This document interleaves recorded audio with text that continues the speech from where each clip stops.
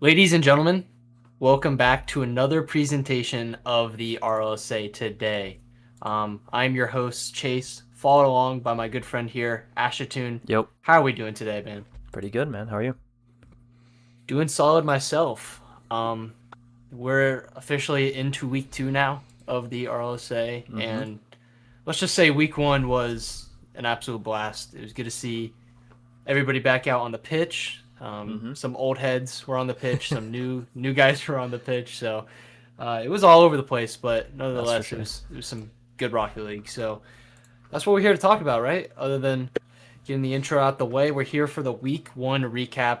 Um, Yep. and I mean, this is just a little brief, like what happened. And I mean, if we look at the schedule for week 1, right? We saw Mm-hmm. those matchups. I guess we can go into a little depth of each one. I mean, the Fire Amigos. What's your takes on that, Ashton? Well, for one, I think the Amigos proved they're much better than we thought they were, especially playing with a sub. And I think the Fire, they have some work to do. It's not that I think they're worse than we thought they were, but definitely a series I thought would be 4-0, 4-1 in favor of Fire. I went to a Game 7 overtime, and that was the Fire at full strength, and it was the Amigos playing with a sub. So, I mean, maybe. Okay, well, all due respect, I can't just refer to Pure Motives as just a sub because he proved that he's more than that in that match. So Right. I think the Amigos just have such a strong trio of guys on the roster, and of course the Amigos have three guys. That's how it was to start. So I think the Amigos they prove they're here to play for sure, and the Fire they have work to do. Absolutely. And then moving on to the Volts Elite, we saw that one come to an abrupt end, right? We saw the Volts sweep the Elite. I mean, that was just pure dominance there, Yeah, especially what we saw out of program. I think we'll obviously get into much of that later in the podcast, but at the same time, Elite, they again, like you said, with the, like alongside with the Fire, they have yeah. work to do, and it's more clear than the Fire. I think the Elite, you can't just show up on week 1 and get swept, and then think it's just week 1. It's not a big deal. It's definitely getting swept is something. So we'll have to see some work out of the Elite, but again, good showing there from the Volts. Yeah, I think I'll take it the other way. I think it's less clear for the Elite what they need to do. I think for the Fire, you can go and pick the four games that they won and the overtime and the goals they scored, and you can say, okay, here's all the things they did right. We need to just continue to build upon that. But the Elite, they didn't really do much right in that series. Like, it was bad all around. It was a terrible showing. It seemed like after the first two games, there was some sort of mentality switch, and it just was an off switch for Team Elite. So there's a Right. lot of work to do there. Thankfully for them, the talent seems to be there. It's just a matter of putting the pieces together. Right. No, I can see that for sure. Um, and then moving on, I guess we have the Defenders and Landers. This one obviously wasn't played on stream, but it did end up going in the favor of the Landers in Game 7. So I think that's interesting to talk about too. I mean, the Defenders, we were clowning them, right? Number 12 in the power rankings and all that. But at the end of the day, they were able to bring a Landers team who does have some strength overall to that team. They were able to bring them to Game 7. So, Yeah. um, I mean, I think that's something definitely to mention with the Defenders. Yeah, I have a sneaky suspicion that this game was a little bit more of just like troll and scrims. And I think the Landers were playing with their food a little bit. I wasn't there to see the matches, but I was able to look at the results of the game. And I think for me, what it does is I saw the Landers win a game when they scored 10 goals. I think it was like 10-1 or 10-2. It was kind of crazy. But then I saw the Defenders win a game like that too, like 8-2. So I think I need to see these teams both play a little bit more. But for me, I don't know how serious this match was taken. So I'm taking it all with a grain of salt. And it was like, to me, it almost looked more like a scrim. But that's just how I look at it. No, that's fair. Again, I can kind of see that too because I saw in the private matches, like I saw this, we saw the screenshots. It was 8-2. It was like 10-1. Like so, Yeah, some weird stuff I was like that going you on. brought. I love that you brought that out because I totally forgot about that. But no, that's a good suspicion. I can. I guess that's all we can see, right? So we have to see them True. play on stream to finally get a good look at those teams. But then moving on, we saw the Riot versus Eradicators, and this is one I was pretty interested in because again, not only was it the first matchup of this season, but this is two teams that I thought had a lot to prove. I think Mm-hmm. I love what the Eradicators did. Right, they showed up, they got the win in five. Monk obviously doing his thing, and then Echo was playing a really good, surprising second man role, and I think that was awesome to see from him. But again, I think the Riot didn't have a bad series. Like if we really look into depth of Mm-mm. each game, it wasn't far off each game, and we even saw them, with that insane save from Psycho back into that pinch. Like they did kind of get bailed out sometimes, but at Yeah. the same time, the only way you get bailed out like that is if you're able to execute it. And so Riot were able to do that in some points. Yeah, I love this team. The Riot, they're a good team. They play a defensive style, but they can score when they need to, essentially. I think for me, they need to be a little bit more consistent. They need to look to work on their offensive game. I think defensively, they're probably pretty happy with how this series went, despite the score. I think the score makes it the final series score makes it look a lot worse than it actually was. That felt like a close series. There was a 0-0. I believe they went to overtime in one of those games. So to me, I think it's less a story of the Eradicators playing, or sorry, it's less a story of the Riot playing good. I think it's more of the Eradicators just playing better. I think Echo played a role more. I think he played more of a role than I was anticipating, at least this early into the season. I kind of expected him to be a placeholder name to play with Monk. That was definitely not the case. Like they were both contributing offensively. So I think the Eradicators. And we saw the last second goal from him Oh that yeah, won them the series. yeah. That was awesome. He scored the clincher at the end. So I think he did everything he needed to do and more. And I think it's only going to get better from there. I think the Eradicators are actually better than we thought they were, as if they could be any better. So I think the Riot, they are a good team that's going to be hidden in these week one losses. I think that they're a good team. Yeah, no, for sure. And now we see Quantum and Bandits. I think it's kind of the same story, a little bit closer than what we anticipated in each game. I guess you could say when you look at the series score, it might not say as much as each individual game, but this was one that I mean, me and you both had Bandits winning this Mm-hmm. one, and Quantum were able to take it in six. And I think at the end of the day, that all led because Mr. E just showed out, and I think Yeah. like you said, he was a sub on the Bobcats at first. He gets traded to this Quantum team. He's now looked at as the main starter, and he was able to make his name known.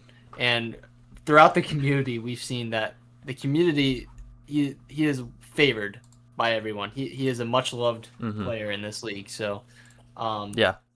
absolute good stuff. Now, I agree with you on that community aspect. I see everybody rooting for him, pulling for him, and it was great to see. I think he had 2 6-goal performances in that series.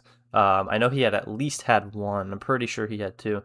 But my point is, he is an offensive powerhouse. If you want to talk about value versus price, Mr. E finds and has so much value at that 1675 mark. I think he can be a top player in this league and has proven that he's already up there in the conversation. Sample size is small, but it's a great start for the Quantum.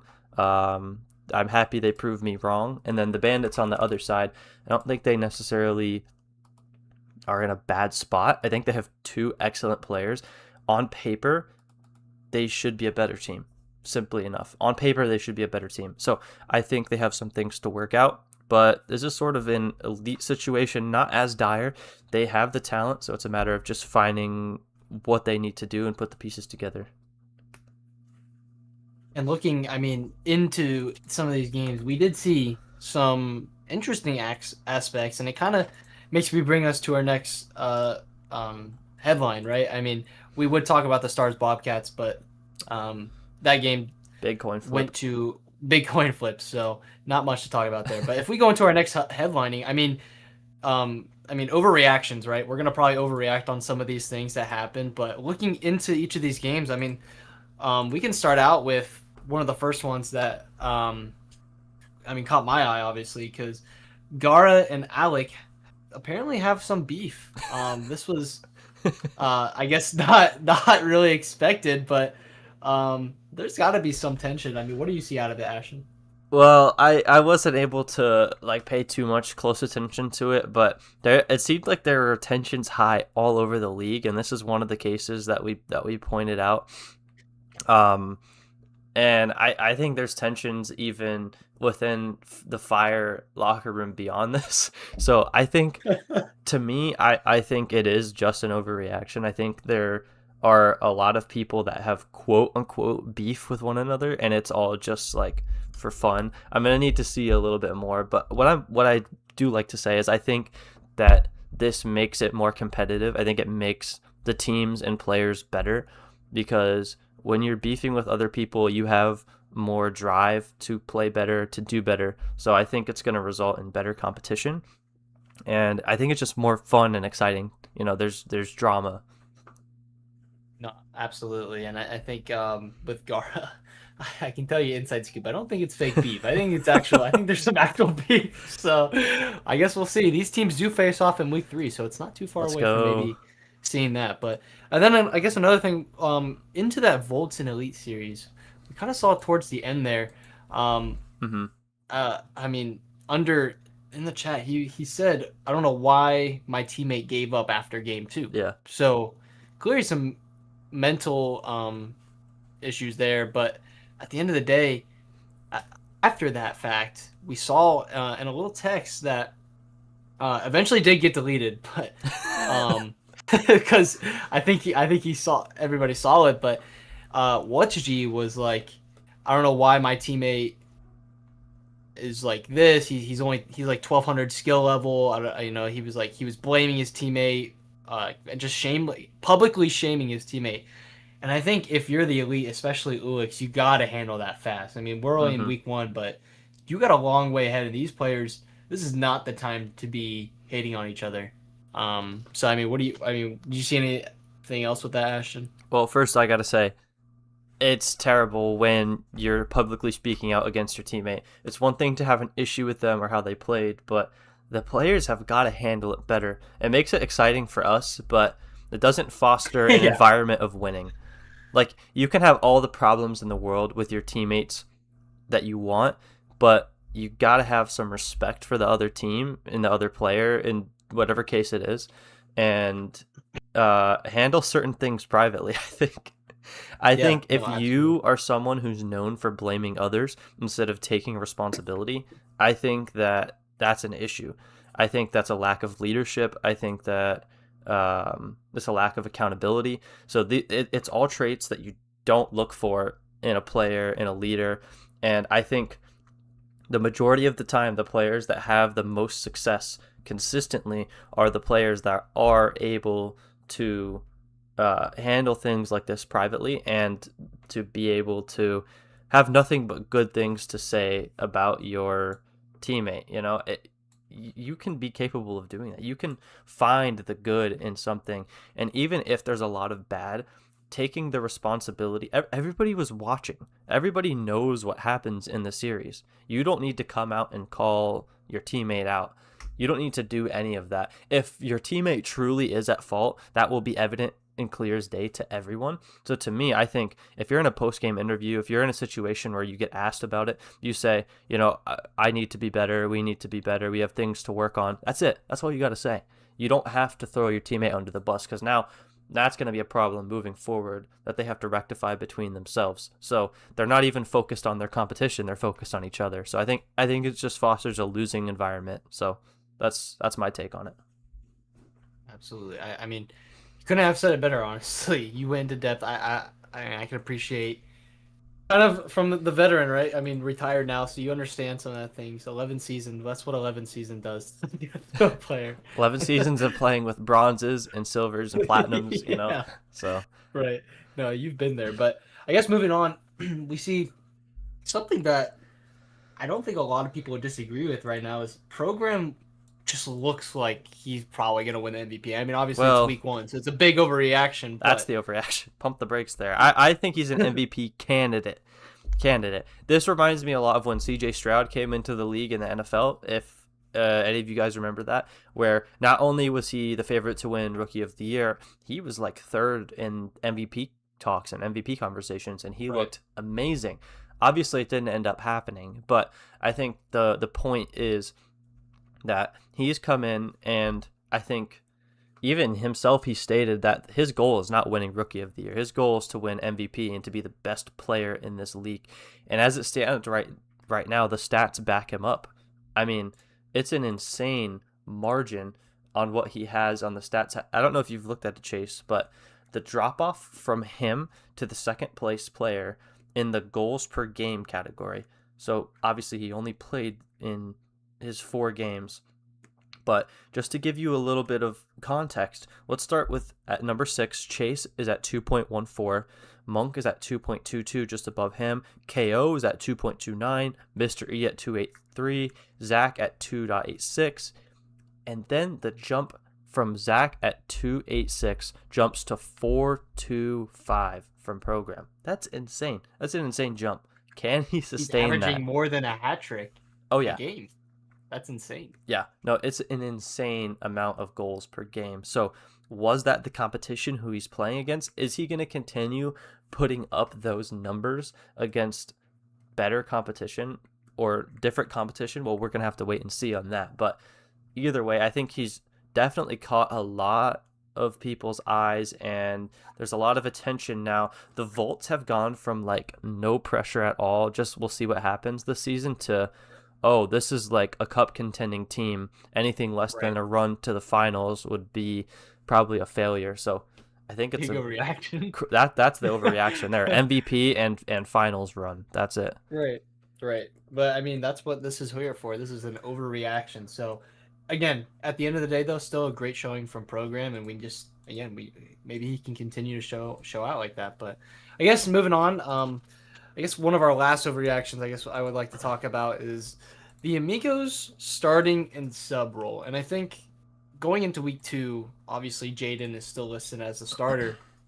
I think he's really got to prove himself this week because Pure Motives put in an absolute show. And I think if you're able to take competition, like nobody's expecting this team, like you said, you had them going 4-1, 4-0 against the Fire. If you're able to bring them to game 7 overtime, it's not just a fact of, well, they got lucky in some games. No, it's because the players are showing out. They're winning games. They're able to compete well. And I think with Pure Motives just jumping in as the sub there and him being able to take a team like that to game 7 overtime, I think that really says something to Jaden here in week 2 for the starter role. I mean, I think if you're Carson too, you got to pay close attention and maybe say, okay, well, if Jaden doesn't show out here, what do we do in week 3? Do we give Jaden another shot or do we Mm, have Pure Motives be the starter? And then until he does something wrong, we throw Jaden back in. So it's just like, yeah.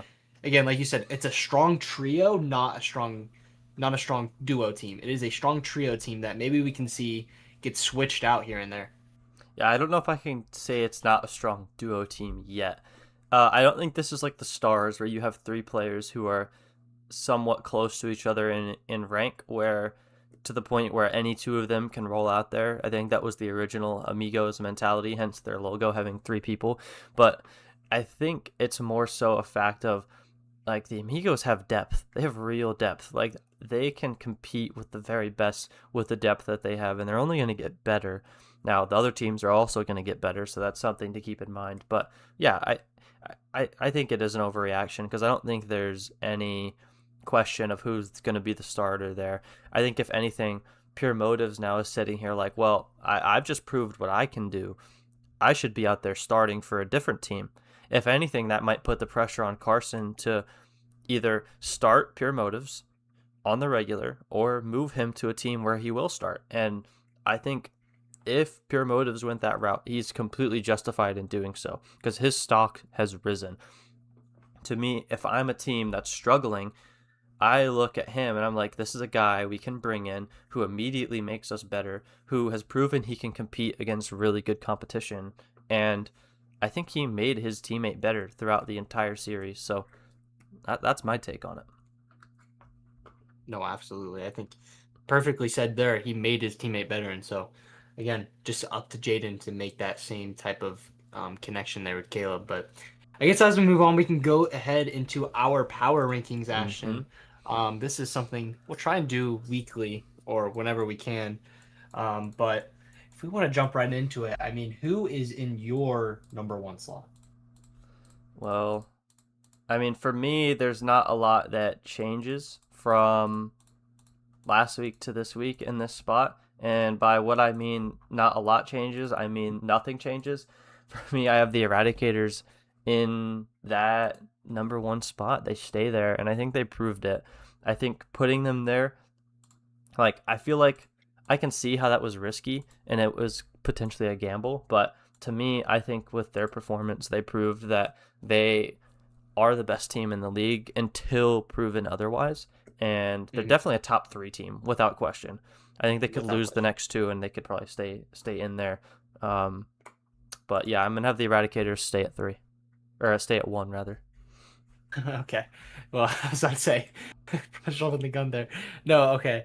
I mean, yeah, I can agree with you. I think this is a team that's top three no matter what. But I guess in my number one slot, I have the Volts, and I think I had them at two in week one, and I said it straightforward. I said Mm-hmm. they're going against a decent elite team. If they can, well, I think I even mentioned if they blow them out the water here, there's no reason they shouldn't be number one. They have the roster on paper. They have the skill, as we just saw in program. They Yeah. have the league MVP runner up right, or I guess not runner up, but the favorite right now on their team.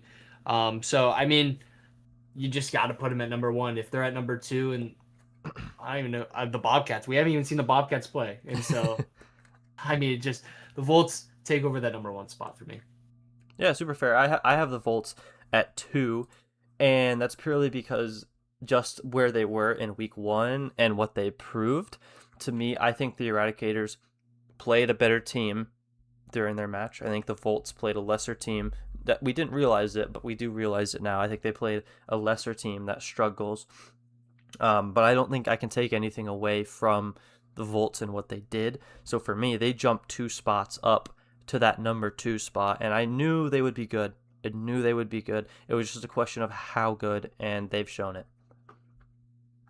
Absolutely. And kind of just going along with you there, my number two spot is the Eradicators. I think the Eradicators, again, they played a sleeping they played a sleeper team in the Riot not bad competition. And again, the Eradicators pick up a 4-1 victory in the series. I mean, that's just what they came in, they did what they were expected to do, and then they also just proved that they might even be better than what we thought. And Yeah, so again, they jump up from number three in my week one to my number two. So, yeah, nothing else said. fair enough. Yeah. I'll keep it brief at my number three. Nothing changes here. I still have the Bobcats at three, just because I didn't see them in play, so I'm gonna need to leave them there. Um, One of the best rosters on paper until they either prove it's the case or prove that they're worse than they are on paper. So, in order for them to move up or down, I kind of need to see them play. If for whatever reason this week they don't play as well, they'll start to slide for me just because, okay, availability is an ability and you're not going to keep lucking into these coin flip wins. So, to me, I think they'll hold their spot at three. That's it, though. Yeah, I'm right along with you there. I think the Bobcats, we haven't seen much out of them. They were in my number one slot, but I did get to see two of these teams play, and they Hmm. look strong. So they're able to jump at the Bobcats here because, again, like you said, availability is an ability. So, but again, just same thing. Bobcats at number three here. Yeah, I have the Fire at four, and it's simply for the reason that they looked worse than I expected. I had them at the two spot, so they fall two spots for me. And I don't think that that's a bad thing. I think they struggle a little more than expected, but here's the important thing for me, and the silver lining I look at is they got the job done. I think a lot of teams would be like, oh my goodness, we are on upset watch right now. We should not be losing to this team. They're going to get in their own heads, and they will actually lose the game. I think the good teams find a way to win in those scrappy and messy games. So I think that's exactly what they did. So to me, they remain in that top four. And for me, Chase, I'm going to go ahead and just say these are my like elite echelon teams for the time being, the teams that I think can all win a cup. If you remember last week, we had the same top five, and I was like, I think these five teams are cup contenders. One of them dropped away. We'll talk about them later, but I have the Fire at four, and these are my four cup favorites. Yeah, and like same thing with you here. I have the Fire at 4. Um, I won't get into much depth because there's not much I can really say, other than the fact that yeah, I would put again. I think my top four is again my cup favorites too. I think that's a good line to draw, and I think all of those teams definitely have stuff that they can still work on, especially the Fire. But at the end of the day, they're still the elite level teams. Hmm. But I guess I mean going into number 5, who's your number 5 spot there, Ashton? For me, it's a team that moves up one spot from last week. They got the job done. I suspect trolling, but I got the Landers at 5, and I know that this might seem high. I know it might seem high. I think the Landers were really sandbagging in that match against the Defenders. I don't think they cared at all. I think they looked at arguably the worst team in the league on paper, and they said, I don't really care what's going to happen. We're going to win no matter what. Maybe they shouldn't do that. Not saying they shouldn't, but I think this is a good team. And I think the stats a little bit prove it. Zach is second to program in goals per game. Um, and I think he's also got, he's high in assists per game as well. So is Alec. Alec is first place in assists per game. So I think that they work together well as a team. And I had them in the sixth spot because I like them as a team. But to me, they move up to 5 just purely from who fell down, not necessarily because they did anything impressive. I need to see more from all the teams beyond the top 4 here. So the Landers, they find themselves like first of the rest in 5th place. That's very fair. Um, and then my number 5, I have the Amigos. I think when you have a team that has a sub and they're able to take a top 4 team to a game 7 overtime, and then now you bring in a starter who's apparently 150 mmR better, I think that team just only proves to get better. And so the Amigos, they're gonna jump from my number 6 from week 1 to my number 5 here. Yeah, super fair. Yeah, for my 6, I have the Amigos as well. Kind of a similar reasoning. I think if you're going to be this strong with your backup, with your sub, you're going to be even stronger with your starter. So to me, we haven't seen them at full strength. I'm super excited to see them at full strength because they haven't played with their best player yet. I think Carson is to be very pleased with how things went in week 1 despite the loss. And I think moving forward, they are a sleeping giant that could potentially wake up. Absolutely. I guess in my number 6, kind of the same thing. Um, with the sleeping giant, I think Quantum's gonna find themselves in my 6th spot here. I think, like I said in week 1, I was always praising them. I told you, I said I think Quantum's just going to be a sleeper team. I think they have the skill on the roster, especially Mr. E. And would you look at that? He's able to perform in week 1 there. Mr. E just looks like an absolute unit, and especially that chemistry he has with your boy Derp. If your boy Derp can just, I didn't pay too much close attention, but I feel like he can find his role a little bit better. He can make more of an impact, and the more impact that he has, and the more impact that Mr. E starts to have, the more comfortable these two get. Just better Quantum's gonna be. It's only up from there. So, they find themselves in my 6th spot here. Yeah, I a little bit follow suit here. They're in my 7th spot. But they sit there in that 7th spot only because I had them so low. I had them at the 9 spot, and I did underestimate them. I was wrong about the team. I don't think they necessarily played against a good team, and it was still 4-2. I think the Bandits can be better, but they weren't good in week 1, so the win wasn't as impressive for me. I think there is such a thing as a quality loss and a less quality win. I know people hate that from college football, but I think the reason why I have the Amigos ahead of them is I think their loss had more quality than Quantum's win did. I think it's a rare circumstance, but I do like this Quantum team. And for me, the bottom line, if they keep winning, they'll keep moving up.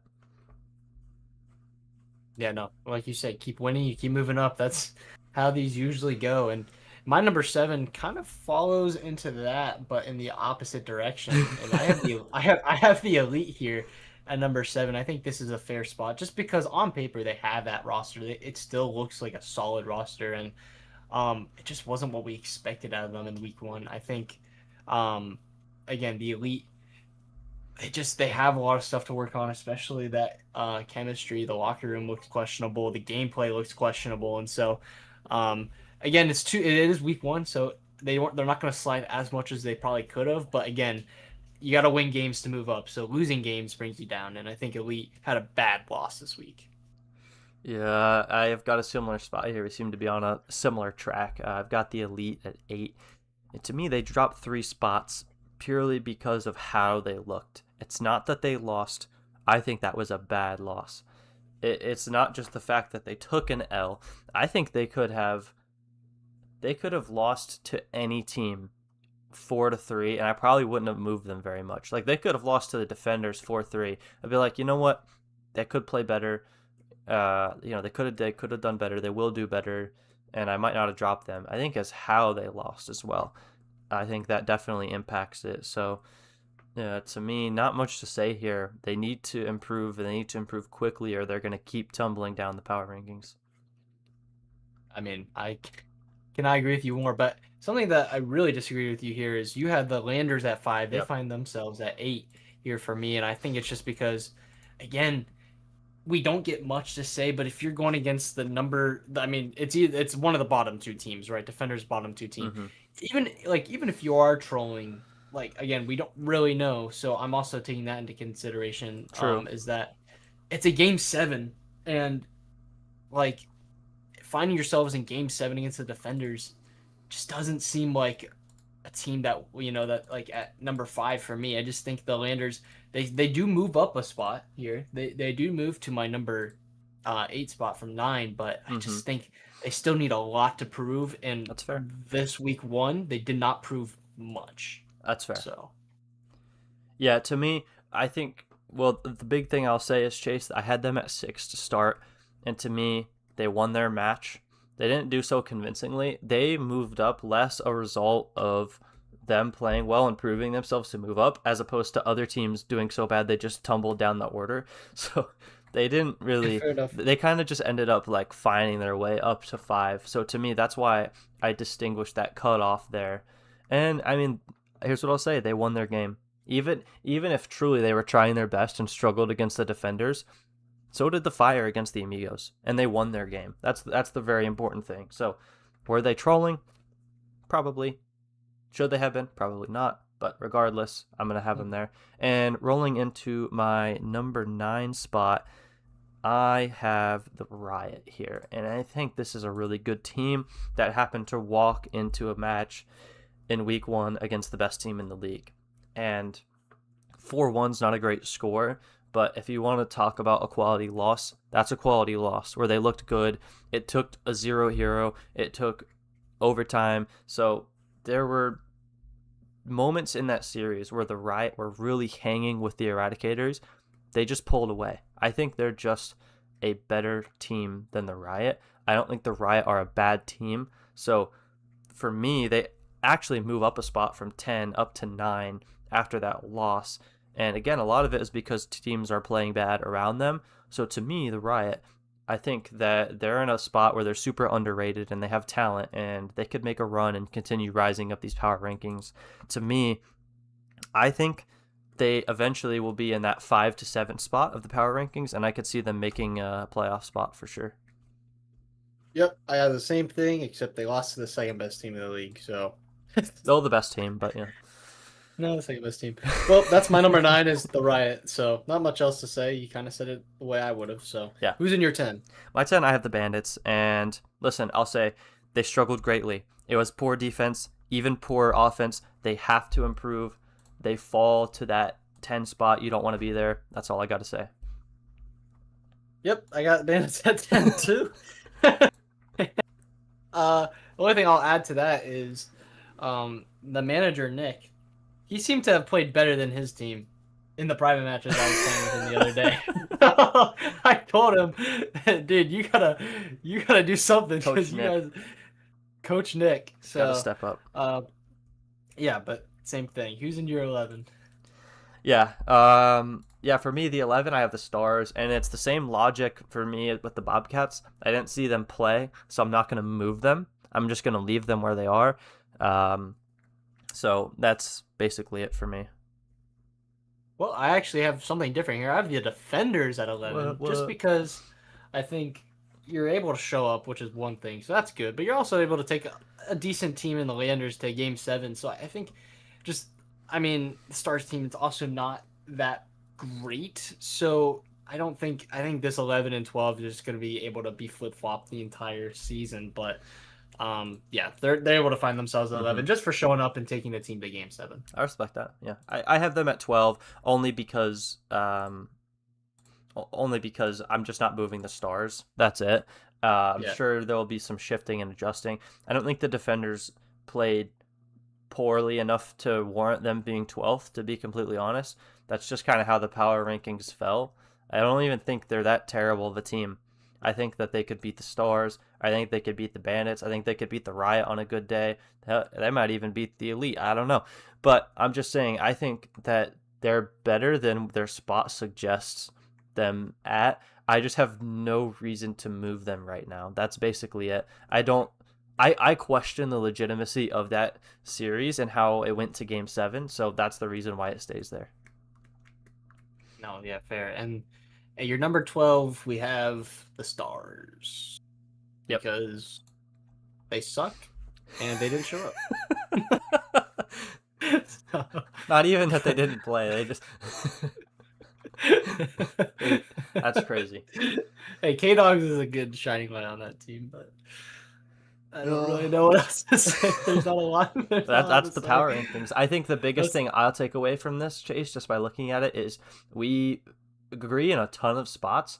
We minorly disagree in the 1-2. We minorly disagree in some other places, but the biggest thing is our opinion of the Landers. That's it. Yep.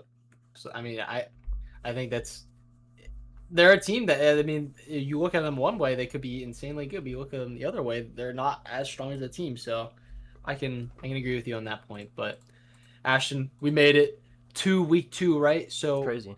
with our power rankings in line here, goes perfectly well into our week 2 predictions to kind of wrap up the episode here. If we Mm-hmm. look at that week 2 schedule, we have games going on tonight, so make sure you guys tune in tonight. But Absolutely. looking at that first matchup we have scheduled for tonight, Volts versus Fire. Uh-huh. How do you see this one going? And give me your intake on it. Yeah, I am really excited for this game. Obviously, I know it's going on tonight. I'm very excited for it. To me, this is a all-time clash of like two really great players facing off against one another, being Program and Chase. I think this is Program's first big test in the RLSA. I don't think Chase is going to be as bad as last week. And I think for Chase, this is an opportunity for him to show I'm not washed. I just took the Volts who had Program who's scoring over 4 goals per game in week 1. I just beat them. I beat the guy that everyone's trying to beat. And I think that this would improve team morale greatly.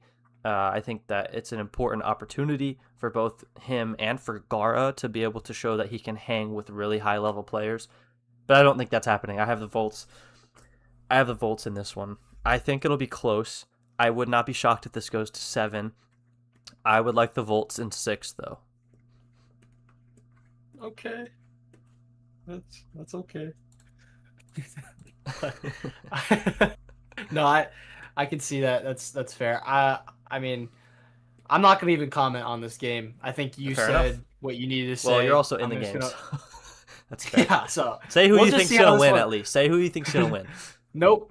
We're just gonna go And straight Chase into. believes that Team Fire will win. Will he curse himself? We'll find out. No, but I before did we not say continue, hold anything. on. I forgot to mention last week we each went 5-1. We had the exact Oh yeah. same picks, so I'm glad to see some variance here in week 2.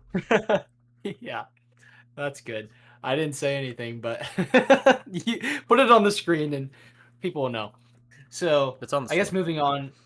moving on to the next matchup we have scheduled here. I hmm believe it's the is it the Bandit Star? No, Riot Quantum.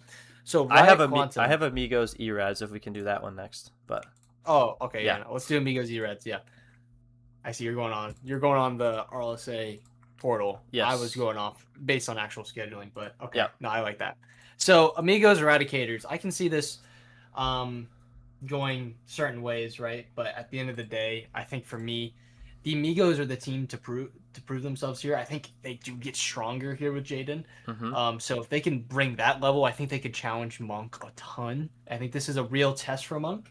But at the end of the day, I just think Echo in the way he played alongside with Monk, I just think this Eradicators team is too strong of a team to lose here in week 2. And I do think it's going to be closer than people think. I'm going to say game 6, Mm. Okay. Eradicators. And again, this is all each game. I would say each week. This is a like I don't. Even, I guess what's the term? Week by week protocol. Can Monk show up this Mm. week? So it's like if he shows up, then I think the Eradicators take it in 6.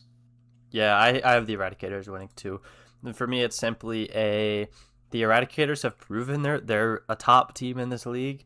The Amigos have proven they can take a potential top team in this league to Game 7. So like there's levels to this. There's levels to these teams.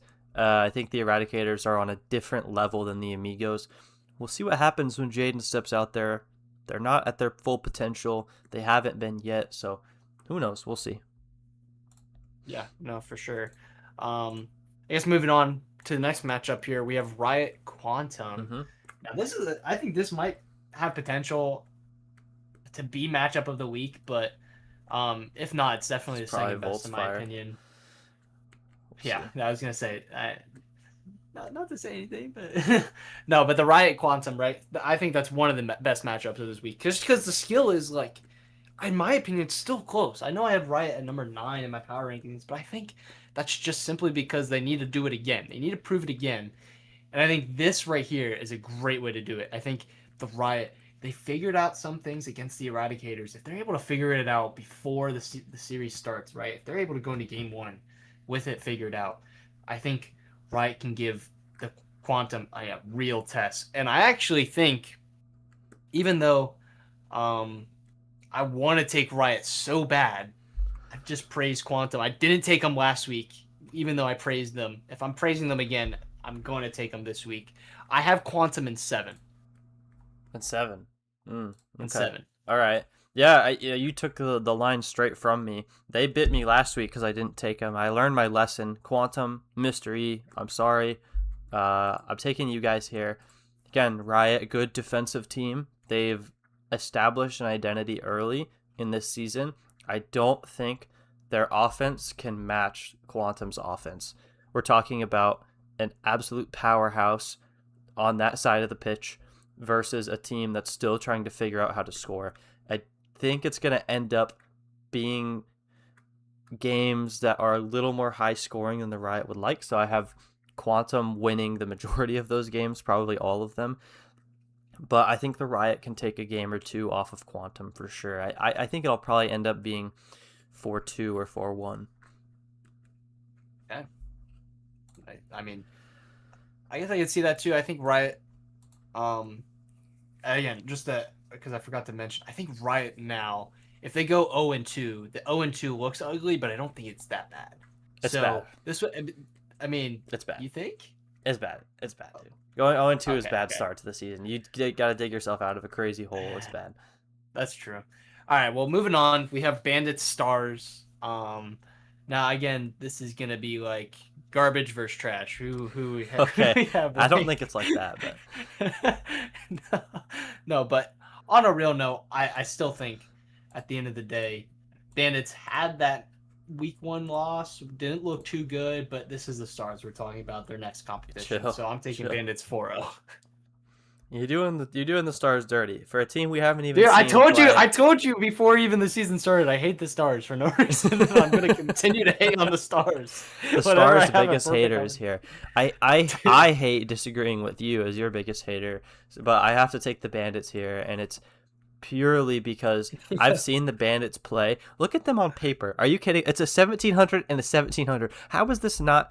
How is this not a team that's top 5 in discussion? How are they bottom 3 in the power rankings? They need to figure it out, and I think this is a key piece to their puzzle. I think they're going to rebound here in week 2, and I think the Stars, unfortunately, you're the floor they're rebounding off of. It's a pretty low floor, I'm not gonna lie. But anyways, moving on to the Bobcats defenders. Mm-hmm. I think kind of the same story here.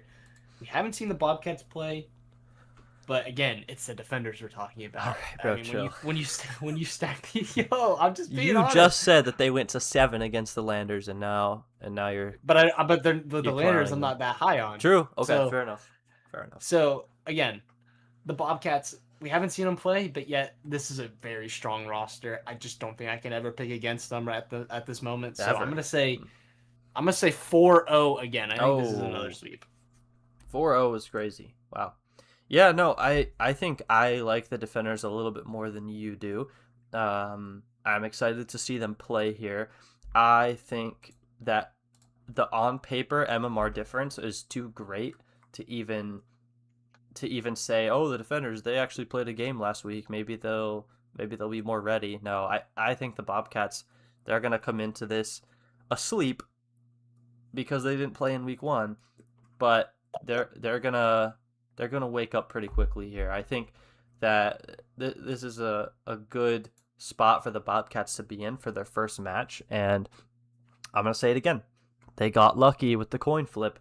They cannot keep doing this because eventually it's not going to be coin flips. It's going to be they're getting forfeit losses, and then eventually they're going to lose too many of them, and it's going to be bad. These are teams, or these are games, I should say, that they need to come in here and just win and get out.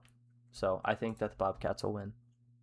Coin flip is rigged. But anyways, moving on to last matchup, Landers versus Elite, and this is one that honestly, this is one really interesting too because I could really see this going either way. And I think the Landers again. I think they just need to prove more. Again, I know they pick up the win, but it's against the defenders, right? In Game 7. In the Elite, they looked awful against the Volts, but it's the Volts we're talking about. That's my number one team. But again, I just think, I think if the, and this is what I'm saying it's going to happen. I'm saying WhatchG is going to get into his mode. I mean, it's week 1. Probably the nerves were there. I think WhatchG is going to get in his mode. We can see the number 2 potential pick out of him. We can see the 1800 level player he is. And I think Under is going to be able to, again, just do what he does. Consistency, right? We're going to see the goals that he always scores. We're going to see the defense out of this team. And the Landers, I think we're going to just see, again, the same thing, but on a not as high skill level. And I think the Elite are going to figure it out. They're going to figure out their locker room problems, and they're going to come into this series and win it in 6.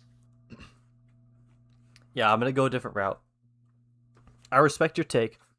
I think there's some issues there. There's some deeper issues that they're going to have to figure out. And I think the only way they figure out is by winning. The Landers, if you're listening to this, you have an opportunity to come in and to absolutely decimate a team that's already a little bit down. If the Landers troll in this match, again, this is an opportunity wasted where they could absolutely destroy their opponents, destroy the competition, because they're already in a spot of weakness where they could go 2-0 and solidify themselves as a top 5 team in this league. So, to me, I have the Landers winning this, but I think I would prefer to see them do it convincingly. I think the Elite have a lot to overcome, and I think right now, I think the Landers are going to heat up, and I think the Elite are cooling off, and it does go insanely against what I thought the Elite were last week, but I think in one calendar week, they've proven to me what team they truly are, and I have the Landers in this one. I mean, yeah, like I said, I can see it going either way, and I'm glad that we have a difference here. So next week we'll actually have Yep. a competition within our rankings, so that's always good. But as we've talked about in this episode, there's a lot to look forward to here in week 2, right? Mhm. And especially what we've seen in week 1, how it plays out into this following week. I think there's a lot of reactions that we could have, but at the end of the day, it's what happens this week that we get to really start to see, okay, week 1's passed, teams have felt each other out, but now it's time to really really execute, right? So I think week 2 we have a lot in store, especially tonight.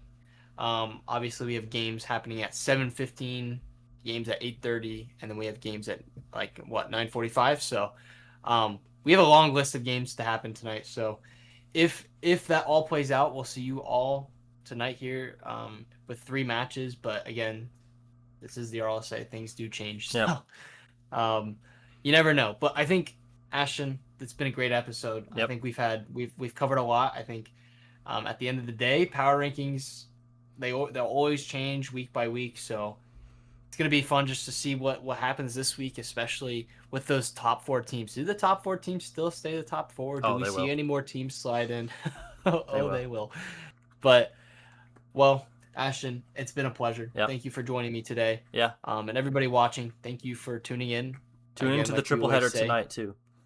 Yeah, triple header tonight. We have a lot coming in, but especially whenever you see an RLSA Today podcast, make sure you tune in because we'll be talking about whatever you miss in week 1 and what to look forward to. So, again, more matches tonight. Make sure you tune into those. But until then, Ashton and everybody else, I'll see you guys later.